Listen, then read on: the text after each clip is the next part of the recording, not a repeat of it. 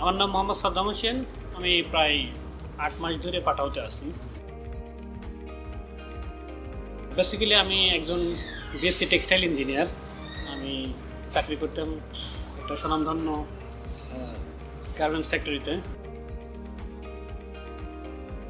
So সকালে ৬টায় বাসা থেকে বের হইতে আমরা আসতে আসতে ১২টা। সো নিজেকে সময় দিতে পারতাম না, পরিবারকে সময় দিতে পারতাম না। এই কারণে আমি জব ছেড়ে দিই এবং ফুল টাইম পাঠাওতে এখন সময় দিই। আলহামদুলিল্লাহ এখন আমার ইনকাম ভালো, পরিবারকে সময় দিতে পারতেছি, নিজেকে সময় দিতে পারতেছি। তো আলহামদুলিল্লাহ অনেক ভালো, অনেক ভালো। এতই ভালো যে আমার ইনকাম ৩ থেকে ৪ গুণ বেড়ে গেছে। মাসে আমি টার্গেট রাখি ১ লক্ষ টাকা ইনকাম করার। চাইলে মানুষ ২ লাখ টাকাও ইনকাম করতে পারবে এই পাঠাও থেকে, চাইলেই।